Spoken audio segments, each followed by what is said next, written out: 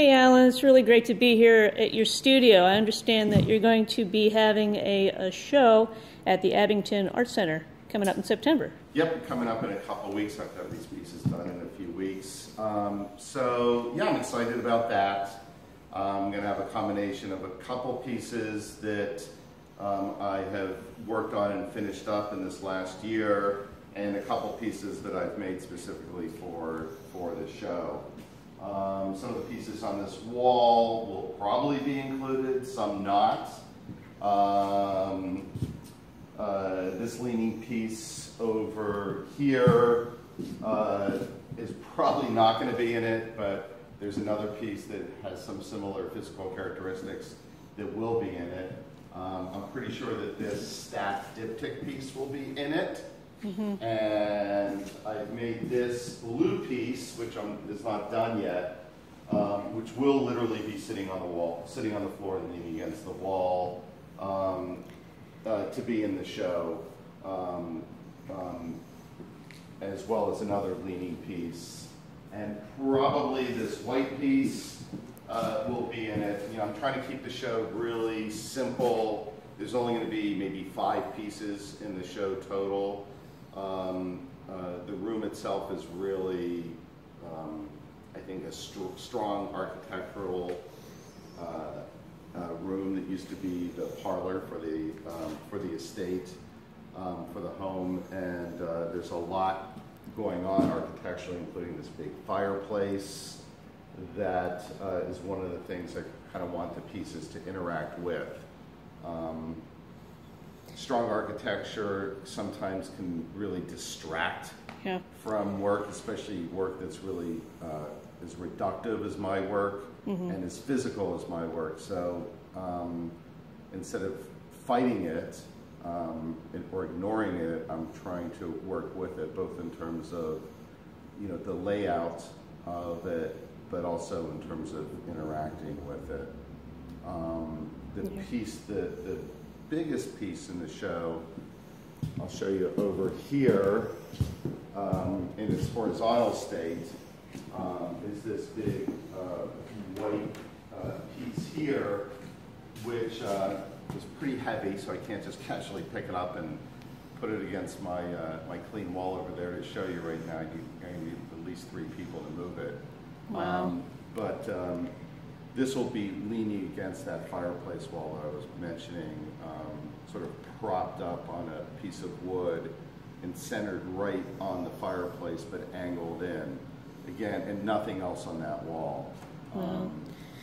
With the intention of both being, with the intention of you know, acknowledging that fireplace and trying to interact with it, both the sort of Art Deco simple mantle and also the negative space of the firebox itself. Right.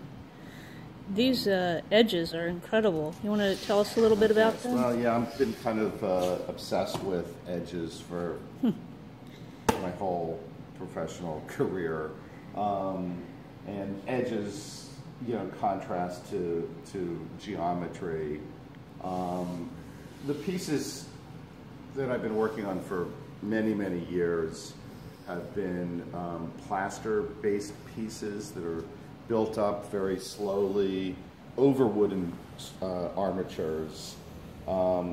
Sometimes there's I paint on them with acrylic and oil or enamel.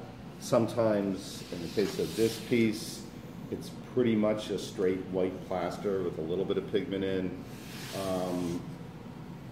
But the last couple years, I've mostly been working with pigmenting the plaster as part of the process. So as opposed to putting paint on top of the surface, I'm getting my coloration through actually pigmenting the water before I mix the plaster in with a number of different kinds of dyes that range from commercial cement dyes to these really nice kind of high quality fabric dyes, which come in these great colors, and mixing the colors and the proportions and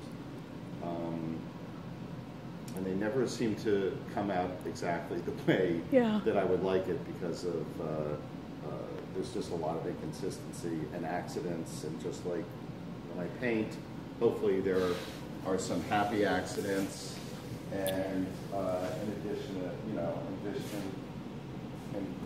work with the things I got, the scrape, I sand, I build up on top of, until a point that something says I'm done. Well, I mean, I don't know if the camera is picking this up, but you really do. It's such a thrill to be here, because to see the surface of your pieces, you really have to be in front of them. I mean, this is a beautiful decision you made, and it looks so natural and organic. The surface is like this velvety kind of, but very organic. It doesn't seem contrived at all. Yeah, that's cool, because, it's always a battle I have in my head with, trying to make something look natural without it being actually natural. Something that looks like it's somewhere between being made or excavated or being found, and also being, made by hand, right? So that, while these pieces are very, reductive, they're not minimal in the sense of traditional minimalism, where they're meant, where my hand and my marks are not part of it. I want my marks and my hand to be part of it. So there's a balance that I'm striving for between something that looks like it could just have been found or excavated, and as well as all these, thousands of little decisions about, what I leave, what I scrape away, how I build up, how I apply the plaster, how I scrape it off. But I want there to be, not a sense of history of the making process, of the process. Very cool. And I think hopefully the surface does reflect that. Yeah.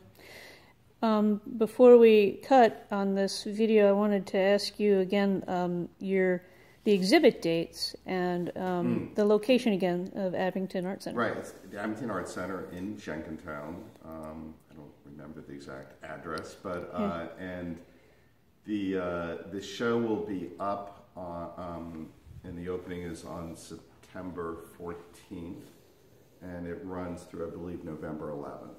All right. But we should definitely check the hours, because they do have limited hours. Well, judging from what I saw today at your studio, I can't wait to be there in person and see them interact with. I know it's important to you, and how pieces interact together, and then also how they interact in the space. So, very true. Thanks again for taking a moment in your studio for us to see some of your works. My pleasure, Sharon. Bye-bye. Yeah.